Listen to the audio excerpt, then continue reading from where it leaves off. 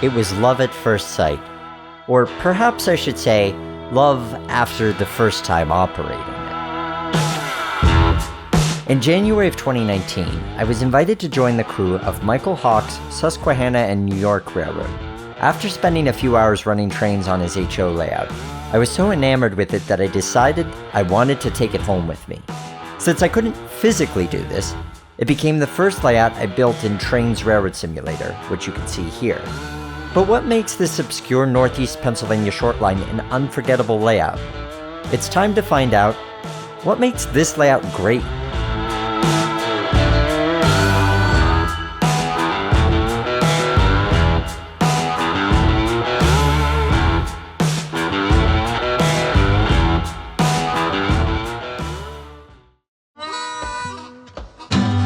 The Susquehanna and New York Railroad was a real 45-mile railroad connecting the New York Central and the Reading Railroads at Newbury, Pennsylvania, to the Lehigh Valley and Towanda. It did function as a bridge line, but it also served a number of industries on its own, including large lumber mills, tanneries, and a wood chemical plant. Mike's HO scale layout recreates the entirety of the railroad as it was in the late 1920s in a 58 by 17.25 foot space, though about half of this space is taken up by a family room. I've modeled the layout in the simulator, omitting the aisles and fascia to build deeper scenes, but the track plan remains exactly the same as the physical prototype.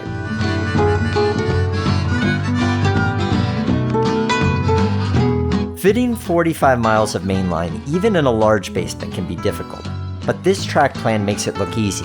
Despite having 2 yards on either end with locomotive facilities, an interchange yard, and 3 towns with industries, there are still scenes dedicated to providing a sense of distance between locations. Farms, forests, and rivers all serve as good scenic dividers and make you feel as though you are taking your train through this bucolic landscape.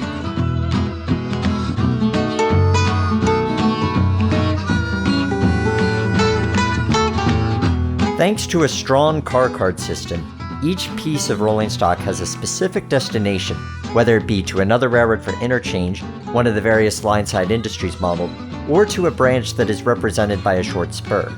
It gives the mixture of cargo a sense of purpose, and you can easily spend 2 hours operating a single extra from one end of the layout to the other and back with the amount of switching provided.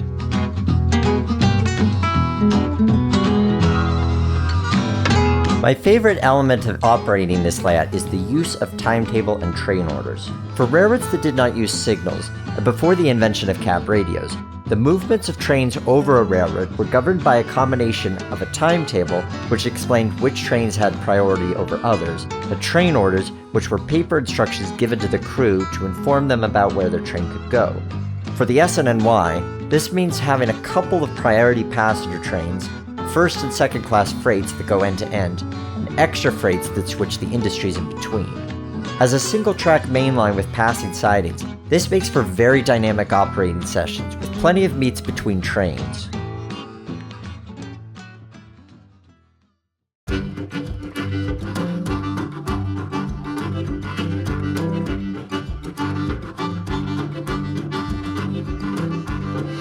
What makes this layout great?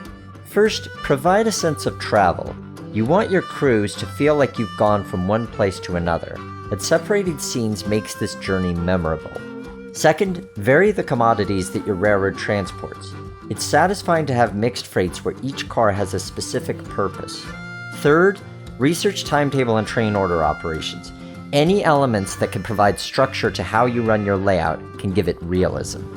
I give the Susquehanna and New York Railroad my seal of approval.